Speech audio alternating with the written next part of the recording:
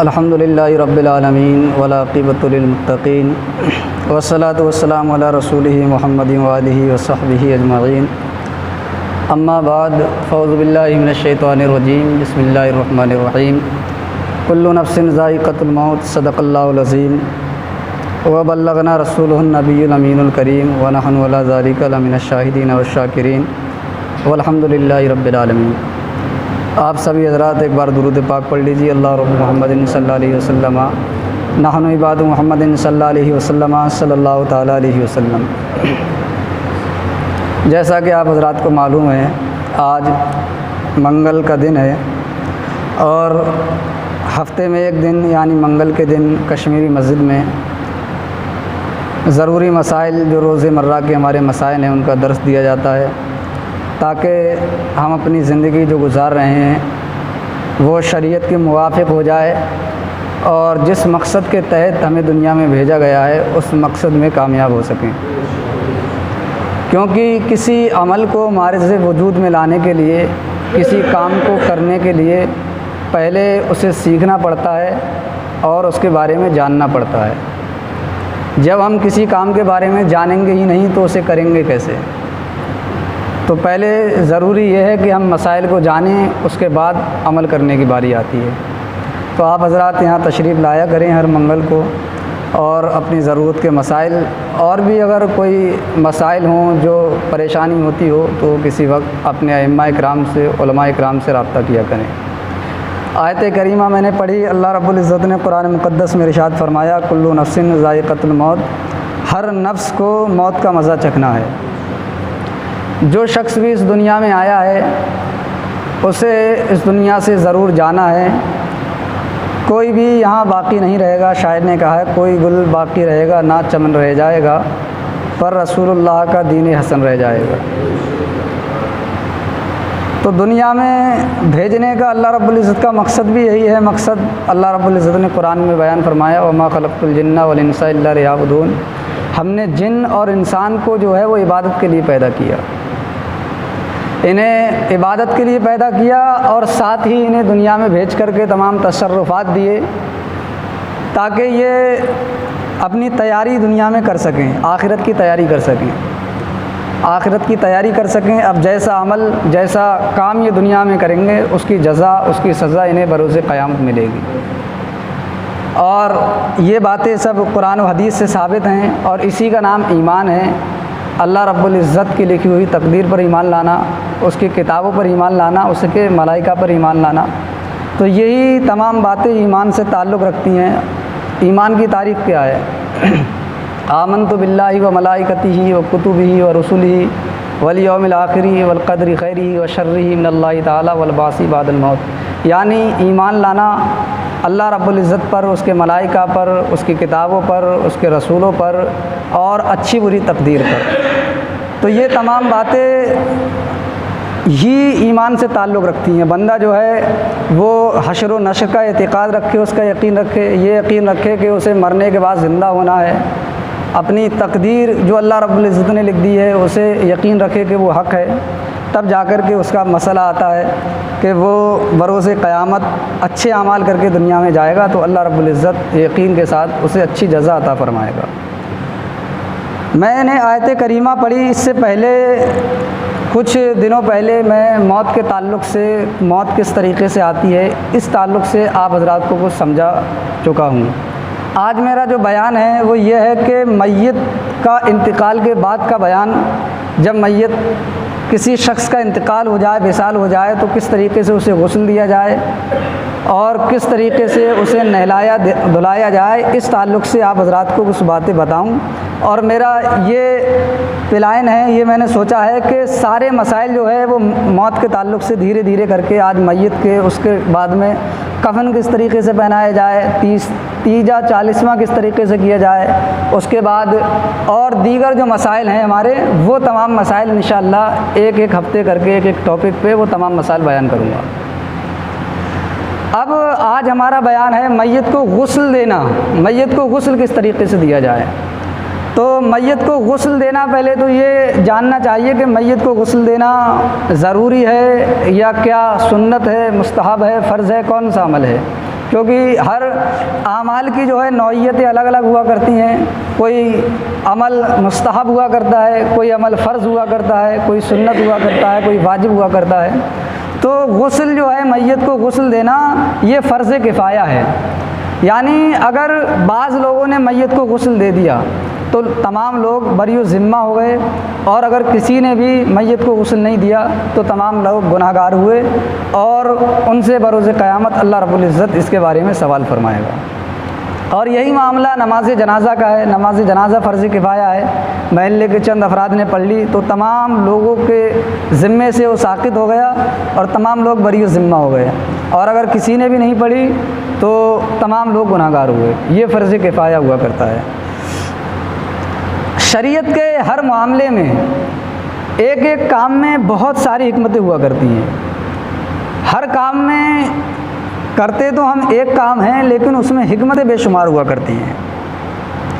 اب میت کو غسل دینا، یہ میت کے لیے بہتر ہے کہ اسے غسل دیا جائے، اسے اچھا کفن دیا جائے، اس کی تدفین کی جائے، لیکن اس کے ساتھ ساتھ ہر کام میں ہمارے لیے بھی اللہ رب العزت نے نیکیاں لکھی ہیں. ہم میت کے لیے ایصال ثواب کرتے ہیں، اس کے لیے فاتحہ پڑھتی ہیں تو اس کو تو ثواب پہنچتا ہی ہے. اس کے ساتھ ساتھ جو ہم قرآن مقدس کی تلاوت کرتے ہیں، درود پاک پڑھتے ہیں، اس کا ثواب ہمیں بھی ملا کرتا ہے. قرآن شریف ہم انہیں پڑھ کر کے ثواب پہنچاتے ہیں، انہیں ثواب ملتا ہے، لیکن اس کے ساتھ ساتھ فرمایا گیا ہے کہ قرآن شریف کے ایک حرف پڑھنے پر اللہ رب العزت 10 نیکیاں عطا فرماتا ہے. تو اس کا ثواب بھی ملتا ہے، اور اس کے وسیلے سے، اس کے ذریعے سے ہمیں بھی ثواب ملا کرتا ہے. تو ہر کام میں عمل تو ہم ایک کرتے ہیں، لیکن اللہ رب العزت کا یہ فضل، یہ کرم، یہ احسان ہے کہ وہ نیکیاں ہمیں بے شمار عطا فرماتا ہے. تو میت کو غسل دینا میں نے بتایا کہ فرض کفایہ ہے، اور اس کے ساتھ ساتھ اس میں بے شمار اجر و ثواب اللہ رب العزت نے اپنے بندوں کے لیے رکھا ہے. حدیث پاک میں ہے، اگر میت کو خلوص دل اور حصول ثواب کی نیت سے کوئی شخص غسل دیتا ہے، یعنی اس کی نیت میں کوئی کھوٹ نہ ہو، دکھاوا نہ ہو، صرف رضائے الہی کے لیے میت کو غسل دیتا ہے، تو حدیث پاک میں ہے، اتنا ثواب ہے کہ حدیث پاک ملاحظہ فرمائیں. امیر المومنین خلیفۃ المسلمین سیدنا مولا علی مشکل کشا رضی اللہ تعالیٰ عنہ سے یہ حدیث پاک مروی ہے. آپ فرماتے ہیں کہ حضور نبی کریم علیہ الصلاۃ والتسلیم نے ارشاد فرمایا، من غسل میتا وکفنہ وحنتہ وحملہ وصلی علیہ ولم یغشی علیہ ما رأى خرج من خطیئتہ مثل یوم ولدتہ امہ. حدیث پاک کا ترجمہ یہ ہے کہ حضور نبی کریم علیہ الصلاۃ والتسلیم نے ارشاد فرمایا، جس نے میت کو غسل دیا، کفن دیا، خوشبو دی، کاندھا دیا اور اس کی نماز جنازہ پڑھی اور اس کے عیب ظاہر نہ کیے، تو ایسا کرنے والا گناہوں سے ایسے پاک ہو جاتا ہے جیسا کہ وہ پیدائش کے دن پاک ہوا کرتا ہے. یعنی جب بچہ پیدا ہوتا ہے تو وہ گناہوں سے بالکل منزہ اور بری ہوا کرتا ہے، کیونکہ گناہوں کا ارتکاب، گناہوں اور ثواب کا جو معاملہ ہے، وہ جب اس کے اوپر احکام نافذ ہو جاتے ہیں، جب وہ تب اس کے بعد وہ گناہوں کا مکلف ہوتا ہے، اور اسی کے بعد جو ہے وہ ثواب کا مکلف ہوا کرتا ہے. تو جب تک بچے پر روزہ نماز فرض نہیں ہوتے ہیں، اس وقت تک بچہ جو ہے وہ گناہوں سے محفوظ ہوتا ہے. لیکن جب اس پر نماز فرض ہو جاتی ہے، روزہ فرض ہو جاتا ہے، تو اب وہ روزہ چھوڑے گا تو اس کا گناہ اس کے سبب پائے گا، نماز چھوڑے گا تو نماز کا گناہ اس کے ذمے لکھا جائے گا. لیکن جب تک نہیں ہوتے ہیں تب تک وہ گناہوں سے محفوظ ہوتا ہے، گناہوں سے پاک و صاف ہوا کرتا ہے. اکثر مثال یہی دیا کرتے ہیں کہ کوئی شخص ایسا نیکی کا عمل کرے گا تو ایسے ہو جائے گا جیسا کہ اب کی ماں کے پیٹ سے ابھی جنا ہو، ابھی اس کی ماں نے اسے جنا ہو. تو اس سے یہی بات پتہ چلتی ہے، جب بچہ پیدا ہوتا ہے تو گناہوں سے صاف ہوتا ہے، منزہ ہوتا ہے، گناہوں سے بری ہوتا ہے. اب باری آتی ہے کہ میت کو کس طریقے سے غسل دیا جائے. دھیان سے آپ حضرات سنیں، میت کو غسل دینے کا طریقہ کیا ہے. تو سب سے پہلے تو میت کو ایک تختے وغیرہ پر لٹایا جاتا ہے. تو جس تختے پر میت کو نہلانا ہو، جس تختے پر اسے نہلانے کا ارادہ ہو، اسے 3، 5 یا 7 مرتبہ دھونی دے لیں. جسے کوئی خوشبو وغیرہ سے اسے 3، 5 یا 7 مرتبہ اسے دھونی دے لیا جائے، اور وہ دھونی دینا مطلب خوشبو اس کے ارد گرد گھمائی جائے. پھر میت کو جو ہے اس تختے پر لٹا دیا جائے. دھونی دینے کے بعد پہلے تختے کو دھل لیا جائے, اس کے بعد اسے دھونی دینے کے بعد میت کو اس تختے پر لٹا دیا جائے. میت کو اس تختے پر لٹانے کے بعد ناف سے لے کر گھٹنوں تک کپڑا ڈال دیں, اور ناف سے لے کر گھٹنوں تک کپڑا ڈال دیں. اس کے بعد جو کپڑے میت کے جسم پر ہو اسے نکال دیے جائیں, وہ کپڑے اتار دیے جائیں. ان کے اتارنے کے بعد اب ایک مسئلہ یہ بیان کیا ہے کہ جو چیزیں ہم شرعاً دیکھنا جائز نہیں ہیں, انسان کی جو چیزیں شرعاً دیکھنا جائز نہیں ہیں, ان چیزوں کو شرعاً چھونا بھی منع ہے. تو بیان کیا کہ پہلے سب سے پہلے اسے تختے پر لٹایا جائے, اس کے بعد ناف سے لے کر گھٹنوں تک کوئی کپڑا ڈھک دیا جائے, اور جو کپڑے وہ پہنا ہوا تھا اسے اتار دیا جائے. اور جب جس جگہ غسل کرایا جائے وہاں پر لوگ جو ہے اتنے ہی لوگ موجود رہیں جو لوگ غسل میں حصہ لے رہے ہیں, غسل میں معاون ہیں, غسل میں مدد کر رہے ہیں. باقی لوگ وہاں سے دور رہیں اور وہاں پر کھڑے نہ رہیں. مسئلہ بیان کیا جاتا ہے کہ کپڑوں کو اتار دیا جائے, اور اس بات کا خاص خیال رکھیں کہ ناف سے گھٹنوں تک جو کپڑا ڈالا ہوا ہے وہ ہٹنے یا کھسکنے نہ پائے. یعنی جو کپڑا ناف سے گھٹنے تک ہے وہ کپڑا کھسکنے نہ پائے, ہٹنے نہ پائے. اور میت کا جسم کا وہ حصہ جو شرعاً ستر عورت ہے, جس کو شرعاً چھپایا جاتا ہے, وہ ظاہر نہ ہونے پائے. پھر غسل دینے والا اپنے ہاتھ پر کپڑا لپیٹ لے اور سب سے پہلے میت کو استنجا کرائے. اس بات کا خاص خیال رکھا جائے کہ جب میت کو استنجا کرایا جائے تو غسل دینے والا اپنے ہاتھ پر کوئی کپڑا وغیرہ لپیٹ لے. بغیر کپڑا لپیٹے میت کو غسل دینے والا میت کے مقام استنجا یعنی آگے اور پیچھے کی شرمگاہ کو نہ چھوئے, یعنی کپڑا لپیٹ کر کے ہی ہاتھ میں اس کو استنجا کرائے. کیونکہ جس طرح انسان کے بعض اعضاء کا دیکھنا منع ہے, اسی طرح ان اعضاء کو بغیر حائل یعنی ننگے ہاتھوں چھونا بھی منع ہے, چاہے وہ زندہ ہو یا مردہ. المختصر میت کو نہلانے والا اپنے ہاتھ پر کپڑا لپیٹ کر ہی میت کے مخصوص اعضاء کو چھوئے. یہاں تک ہو گئی استنجا کی بات. سب سے پہلے اسے لٹایا جائے, استنجا کرایا جائے. اس کے بعد استنجا کرا لینے کے بعد ہاتھ پر لپیٹے ہوئے کپڑے کو نکال دیں اور ہاتھ کو صاف کر کے دھل لیں. پھر میت کو غسل کرایا جائے گا. غسل کرانے میں ایک بات کا خاص خیال رکھا جائے گا کہ جس طریقے سے غسل نہیں, وضو کرایا جائے گا میت کو وضو, لیکن وضو میں کلی نہیں کرائی جائے گی اور ناک میں پانی نہیں چڑھایا جائے گا. کیونکہ انسان کے مرنے کے بعد یہ قوت ختم ہو جاتی ہے کہ وہ کلی کا پانی جو ہے منہ میں سے باہر نکال سکے, اسی طریقے سے ناک میں چڑھا ہوا پانی باہر نکال سکے. تو ضروری ہے کہ کلی نہ کرائی جائے اور ناک میں پانی نہ چڑھایا جائے. اس کے لیے بتایا گیا ہے کہ کوئی روئی وغیرہ پانی میں بھگو کر کے اس طریقے سے اس کے دانتوں پہ پھیر دیں اور اس کی ناک میں پھیر دیں, وہی اس کے کلی کے اور ناک میں پانی ڈالنے کے قائم مقام ہو جائے گی. میت کو وضو کرانے کا طریقہ یہ ہے کہ میت کو کلی نہیں کرائی جائے گی, اسی طرح ناک میں پانی بھی نہیں ڈالا جائے گا, کیونکہ منہ اور ناک میں ڈالا ہوا پانی باہر نکالنے کی میت کے اندر طاقت نہیں ہوا کرتی ہے. کلی کرانے کے بجائے کوئی کپڑا یا روئی وغیرہ بھگو کر اس کے دانتوں, مسوڑوں اور ہونٹوں پر پھیر دیں, اور ناک میں پانی ڈالنے کے بجائے بھیگا ہوا کپڑا یا روئی اس کے ناک کے نتنوں پر مل دیں. پھر میت کا چہرہ دھوئیں, اس کے بعد دونوں ہاتھوں کو کونیوں سمیت دھوئیں. سب سے پہلے دونوں ہاتھ اس کے دھلوا دیے جائیں. اس کے بعد جو کلی کرنے کا مسئلہ تھا اور ناک میں اس کا بتا دیا گیا کہ روئی بھگو کر کے کپڑا اس کے دانتوں پر اور اس کے ناک کے نتنوں پر لگا دیا جائے, وہی اس کے کلی اور ناک میں پانی چڑھانے کے قائم مقام ہو جائے گا. اس کے بعد اس کا چہرہ دھلا جائے. چہرہ دھلنے کے بعد اس کے دونوں ہاتھ دھلے جائیں گے. وضو کرانے کے بعد میت کا پورا جسم دھلنا ہے.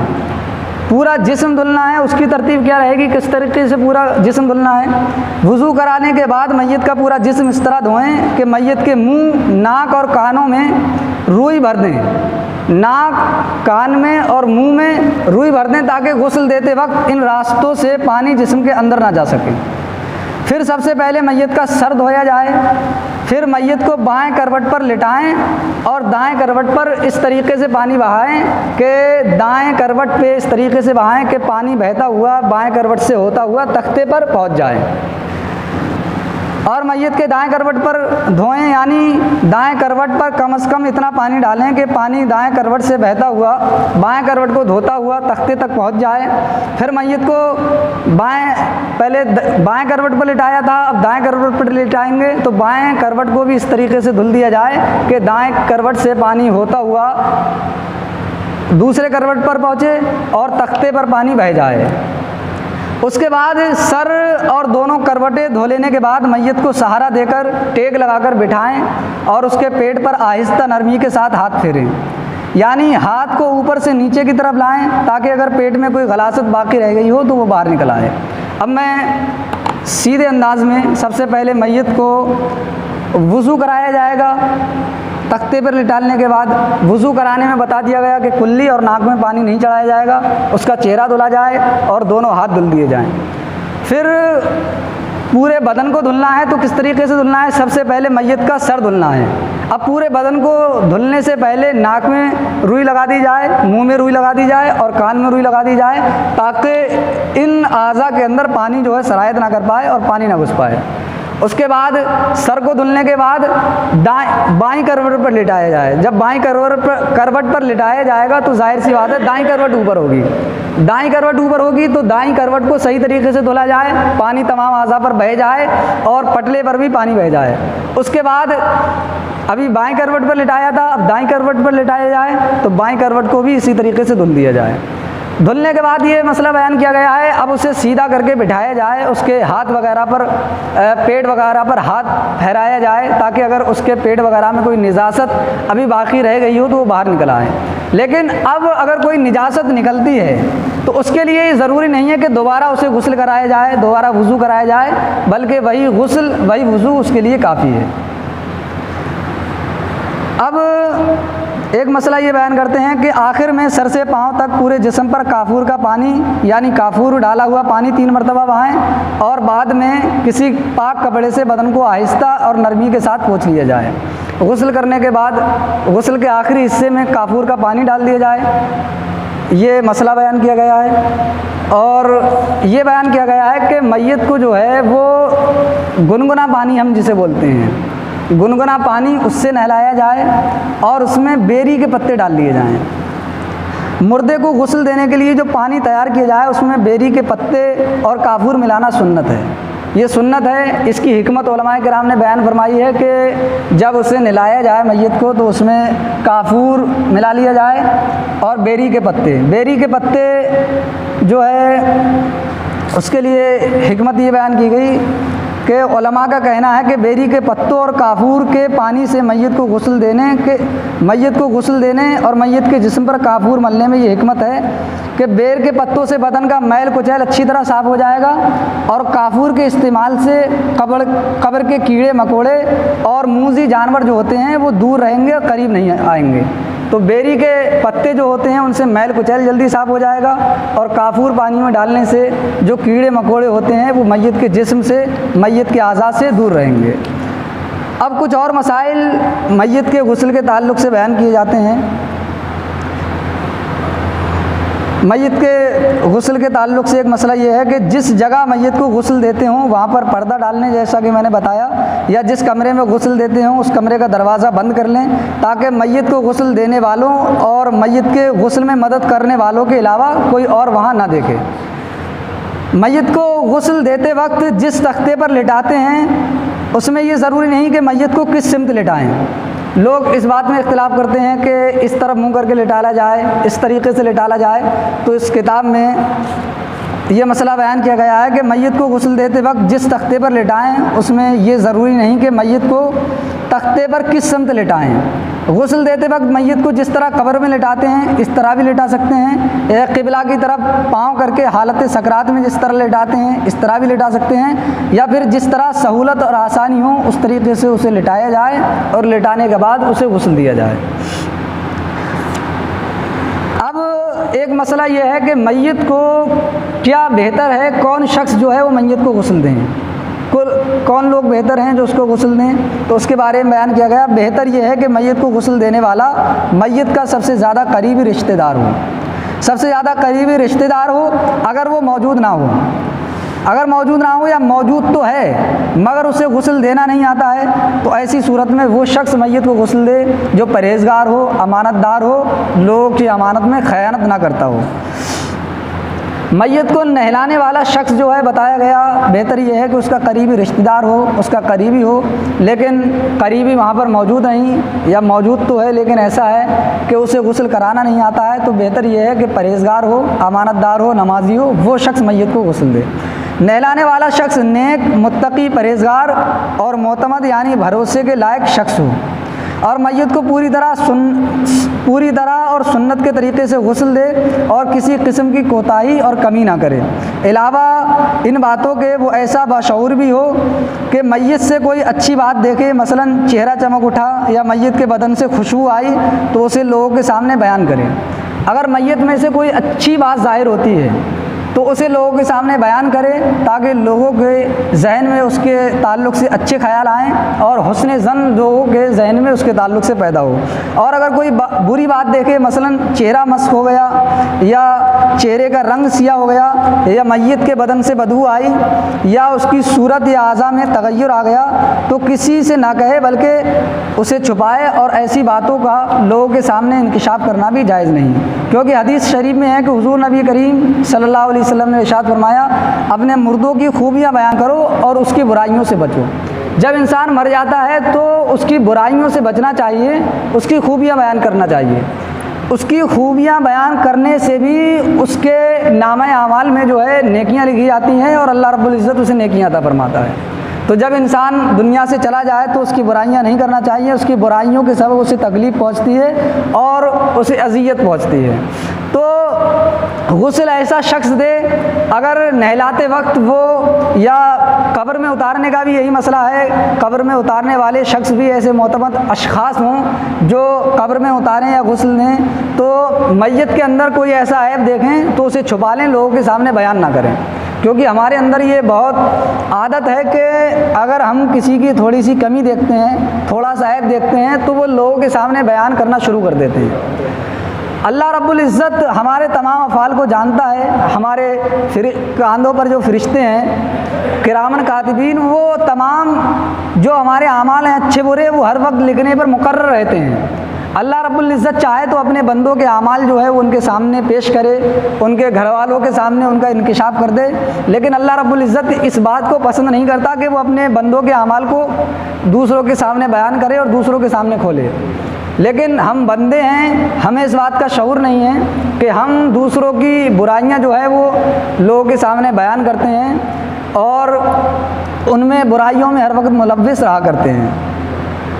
ایک مسئلہ یہ ہے کہ میت کو نہلانے والا بقدر ضرورت ہی میت کی اعضاء کی طرف نظر کرے، بلا ضرورت میت کے کسی بھی حصے بدن کی طرف نہ دیکھے۔ ممکن ہے کہ میت کے بدن میں کوئی عیب ہو جسے وہ اپنی حیات میں چھپاتا تھا اور اب وہ مر گیا تو اس کے بعد وہ عیب لوگوں کے اندر ظاہر ہو، تو بے ضرورت اس کے اعضاء کو بھی نہیں دیکھا جائے، وہی اعضاء کو دیکھا جائے جن کے دیکھنے کی ضرورت ہے اس کو غسل دیتے وقت۔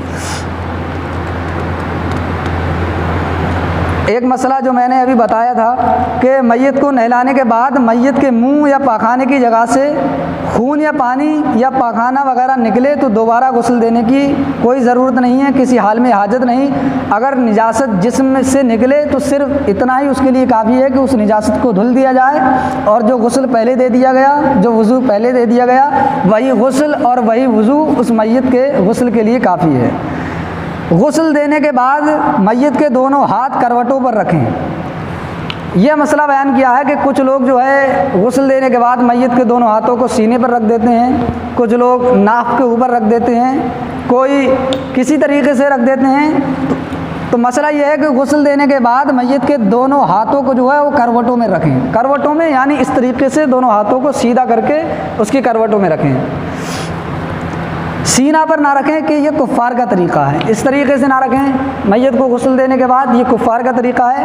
اور بعض جگہ یہ رواج ہے کہ میت کے ہاتھ ناف کے نیچے اس طرح رکھتے ہیں کہ جیسے حالت قیام میں، حالت نماز میں رکھتے ہیں، یہ طریقہ بھی غلط ہے، لہٰذا اس طرح بھی ہاتھ نہ رکھیں بلکہ غسل دینے کے بعد اس کے ہاتھ اس کے دونوں کروٹوں میں رکھ دیں۔ اور بعض جگہ یہ رواج ہے کہ میت کو غسل دینے کے لیے جو برتن لاتے ہیں پرانے برتنوں سے میت کو غسل نہیں دیتے ہیں، بلکہ نئے برتن اس کے غسل کے لیے استعمال کیے جاتے ہیں۔ استعمال کرنے کے بعد ان برتنوں کو جو ہے وہ منحوس سمجھا کرتے ہیں، ان برتنوں کو استعمال میں نہیں لاتے ہیں، کچھ جگہ ان برتنوں کو توڑ دیا کرتے ہیں، اور کچھ جگہ اس نیت سے مسجد میں دیتے ہیں کہ اب یہ ہمارے کام کے نہ رہے، مسجد ہی کے کام کے رہے۔ اگر وہ برتن اس نیت سے دیتے ہیں کہ برتن ٹھیک ہیں، مسجد میں وضو کرنے والوں کے کام آئیں گے تو ٹھیک ہے، ورنہ اگر اس نیت سے دیتے ہیں کہ یہ برتن خراب ہو گئے تو ان کا دینا غلط ہے۔ پہلے مسئلہ سن لیں، پھر میں اس کی تشریح کروں گا۔